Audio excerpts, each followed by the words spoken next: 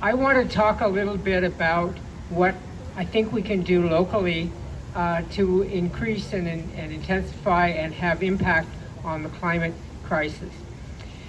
We know that at the heart of the climate crisis is a corporate capitalist system, a colonial system, an imperialist system that has imposed a disastrous way of life on as much of the world as they can possibly get away with doing. And at the center of that is some materials we're calling fossil fuels, oil and gas and coal, things which when they're burned emit carbon, put carbon into the atmosphere and change our atmosphere. And we're now seeing the evidence of that every day. In some part of the world, and in fact in some part of Canada, we're seeing it pretty much every day. So how do we, in a community like Hamilton, where we don't have any oil wells and we don't have any gas wells and we don't have any coal mines, what do we do about this problem? And I think 350 as an organization internationally, which we affiliate with in Hamilton through the Hamilton 350 Committee, gave us some pretty good direction on that.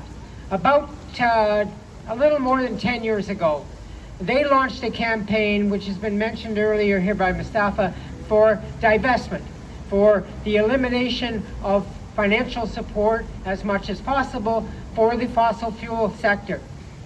It looked like a quixotic campaign. So what do? I mean, how much money do you have to take away from these people in order to make sure that they can't carry on? But that wasn't what 350 was up to.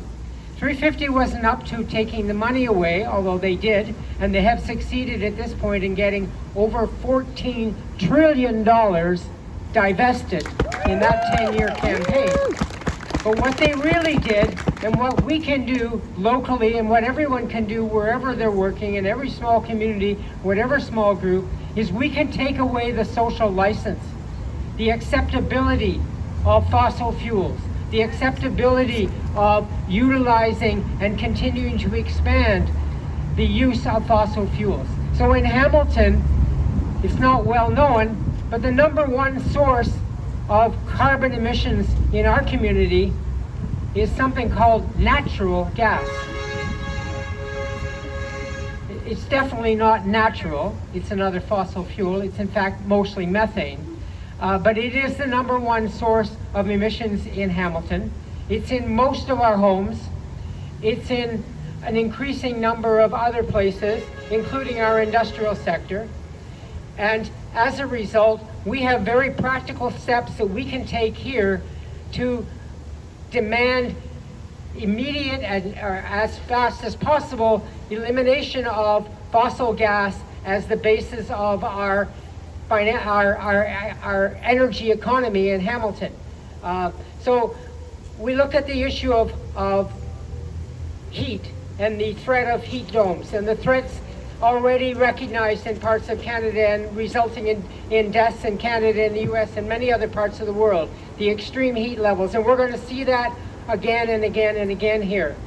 And people who are most vulnerable to that turn out to be the people who live in the eastern part of the city, in the northeastern part of the city, adjacent to the industrial sector. The industrial sector runs on fossil fuels. So they're not only generating air pollution, not only generating carbon emissions, they're also generating heat. And they are exacerbating and making worse the conditions for the people who are most vulnerable to that problem.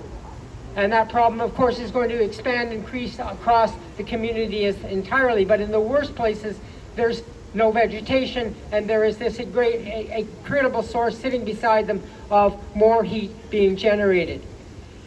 We have heat gas as a problem in this area. If you go to the Greater Toronto area, it is about 60% of all the emissions are coming from gas. It's not talked about much. We have a company called Enbridge, which is the only one doing any delivery of gas around here. They're also the biggest pipeline company in North America, and they just bought 3 huge gas companies in the US because they've decided that there is a future for fossil fuels and they're going to be part of it. and we need to stand up to them and fight them again and again and again. They are a problem. They need to be called out, and we need to take every measure we can to disgrace them, because they are a disgrace and they are the problem that we face locally and across the world. Can I ask you a question, big guy, please? You're doing amazing information here.